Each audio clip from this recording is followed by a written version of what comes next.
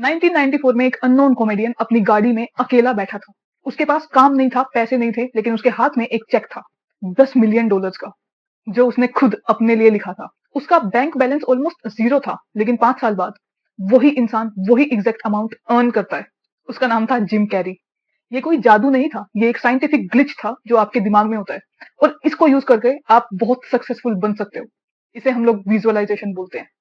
Visualisation मतलब future की mental rehearsal, जहां दिमाग एक इवेंट को इतनी डिटेल के साथ इमेजिन करता है कि वो रियल एक्सपीरियंस जैसा लगने लगता है।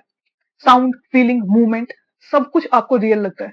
और यहीं पर सवाल आता है कि अगर ये सिर्फ इमेजिनेशन है, तो दिमाग इसे असली क्यों मानता है? इसका जवाब एक ऐसी चीज में छुपा है जो न्यूरोसाइंस में सबसे ज्यादा मिसअंडरस्टूड है। माइकल फेल्प्स, जिन्होंने 28 ओलंपिक मेडल्स जीते और जो हिस्ट्री के सबसे सक्सेसफुल स्विमर हैं, उनके कोच बोब बोमैन एक चीज हमेशा कहते थे कि ब्रेन को क्लियरली पता नहीं चलता कि कोई चीज सच में हो रही है या सिर्फ एक इमेजिनेशन है। इसलिए हर रात सोने से पहले फेल्प्स अपने रेस का पूरा मेंटल वीडियो टेप रिहर्सल करते थे। उसे देखते थे, इमेजिन करते थे, स्टार्ट से लेकर फिनिश तक। पानी का टच, क्राउड की आवाज, वॉल तक पहुंचने का मूवमेंट। और इसका रिजल्ट ये आया कि जब बीजिंग 2008 में रेस के बीच में अचानक उन्हें दिखना बंद हो गया, लेकिन फिर भी उन्होंने रेस जीती। क्यों? क्योंकि उनका दिमाग पहले से ही वो रेस हजारों बार जीत चुका था। ये कोइंसिडेंस नहीं है, इसके पीछे एक एग्जैक्ट बायोलॉजिकल मैकेनिज्म है। आपका ब्रेन फिक्स्ड नहीं होता, वो नए एक्सपीरियंसेस के हिसाब से अपने स्ट्रक्चर को बदलता रहता है। जैसे एक मसल, इसे आप जितना यूज करेंगे ये उतना ही स्ट्रोंग होता है। हर थॉट, हर एक्शन एक स्पेसिफिक न्यूरल पाथवे बनाता है।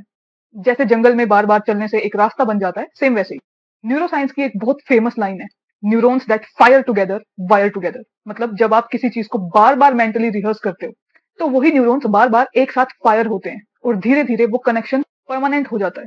यही वजह है कि फेल्प्स का दिमाग रेस के दिन सरप्राइज फील नहीं करता, क्योंकि वो पाथ पहले से ही बन चुका होता है।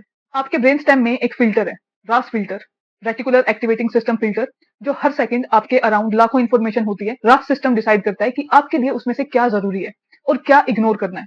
तो जब आप किसी गोल को बार बार विजुअलाइज करते हो, तो रास फिल्टर उसे इंपॉर्टेंट टैग कर देता है। इसलिए अचानक आपको वही अपॉर्चुनिटीज, लोग और रिसोर्सेज दिखना शुरू हो जाते हैं जो एक्चुअली पहले भी थे, बस आपका फिल्टर उन्हें इग्नोर कर रहा था। लेकिन रिपीटेड विजुअलाइजेशन से असली जिंदगी भी बदल सकती है। कैसे? इसे ध्यान से समझो। एक बार जब न्यूरल पाथवे स्ट्रॉन्ग बन जाता है, तब आपके थॉट्स बदलने लगते हैं, क्योंकि दिमाग अब उस आउटकम को नॉर्मल मानता है। फिर आपके इमोशंस बदलने लगते हैं, क्योंकि आप उस फीलिंग को पहले से प्रैक्टिस कर चुके हो। फिर आपके डिसीजंस बदलते हैं, क्योंकि कंफ्यूजन कम हो जाती है, क्लैरिटी ज्यादा होती है, और डाउट खत्म हो जाता है। आपके हैबिट्स बदलने लगते हैं, क्योंकि डेली एक्शंस नए आइडेंटिटी के साथ अलाइन होने लगते हैं। और फाइनली आपके रिजल्ट्स बदलने लगते हैं। रिजल्ट सबसे लास्ट में आता है, लेकिन लोग सोचते हैं कि सबसे पहले रिजल्ट आना चाहिए, और इसीलिए वो लोग फेल हो जाते हैं। विजुअलाइजेशन एक बहुत पावरफुल मैनिफेस्टेशन टेक्निक है, और इसे करने से आप अपनी सक्सेस के बहुत करीब पहुंच जाते हो। लेकिन इसे करने में कुछ लोग गलतियां करते हैं, जिसकी वजह से मैनिफेस्टेशन अधूरी रह जाती है। विजुअलाइजेशन को डिटेल्स में समझने के लिए ये वीडियो जरूर देखें।